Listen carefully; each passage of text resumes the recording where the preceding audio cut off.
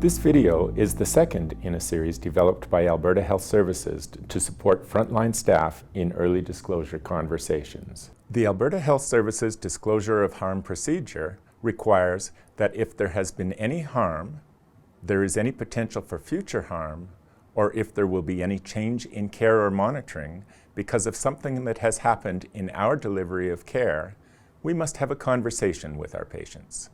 We call this conversation disclosure. In this video, we show an early disclosure conversation where it is immediately clear that care was not reasonable. An error occurred which resulted in a change in monitoring and a delayed discharge for the patient. As this will involve a change in monitoring, a disclosure conversation is required. Because the care was not reasonable, in the apology, we accept accountability for our contribution to the error. I would like you to listen for the key elements that should be included in a disclosure conversation: an apology, an explanation of what has happened, and an explanation of next steps and any future implications to the patient.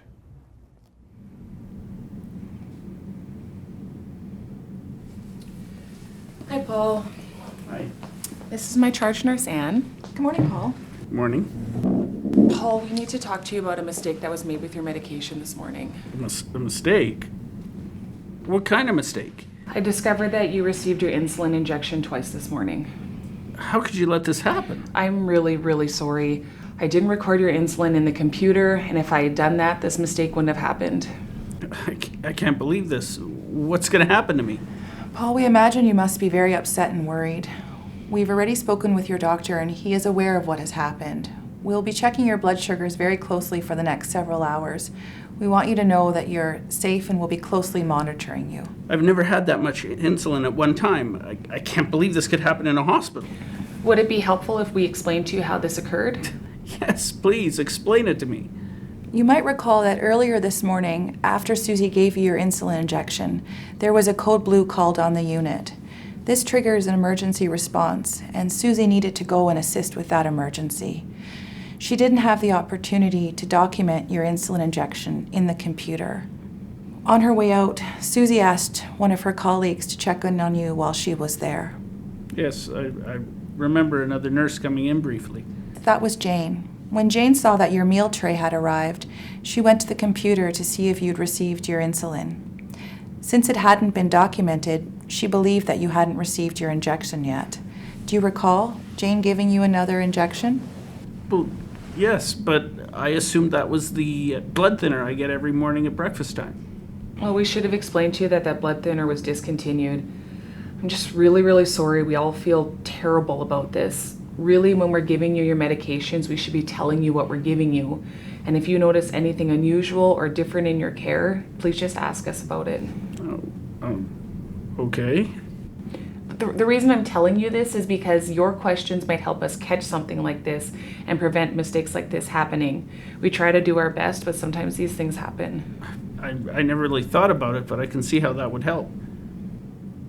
I understand how something like this could happen in an emergency, but what do we do now? Well, we've talked to your doctor, and unfortunately we are going to have to monitor your blood sugars for the next few hours. And unfortunately this means you are going to have a finger stick every hour for the next several hours. And we really need to be looking out for signs and symptoms of low blood sugar. Have you ever had low blood sugar before? Yes, I remember the feeling. Okay, so if you start to feel shaky, dizzy, nauseous, anything like that, you need to let me know right away. We will treat your blood sugar if it goes too low. As long as we do all these things, there shouldn't be anything for you to worry about from this mistake. Paul, do you have any other questions for us? I thought I was going home today. Does this change that? We still think you'll be able to go home later today. Is there something I can do to help you with planning for a later discharge? No, I'll just call my wife and have her pick me up later today. Paul, we want you to know that when an error like this happens, we take it very seriously. We have a reporting system so that we can record this experience and learn from it to make our care safer for future patients. I'm just glad you're taking it seriously. If you have any other questions or concerns, or if there's anything else you'd like to talk about, please let Susie or any of the other nurses know. I'd be happy to come back and chat with you at any time. I'm sure everything will be fine, and we'll get you home later today. Paul, I'm really, really sorry. I appreciate you being honest with me.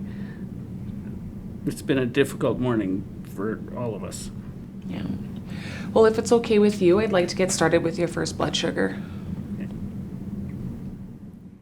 It is important that all disclosure conversations are documented in the patient's medical record by the person who leads the discussion. In the Alberta Health Services Disclosure of Harm procedure, there are 12 key elements that should be documented.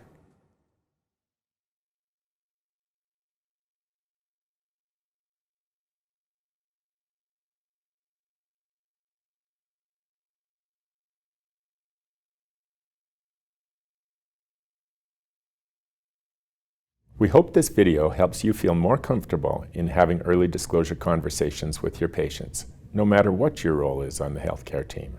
You can get more information and support through additional Alberta Health Services disclosure resources.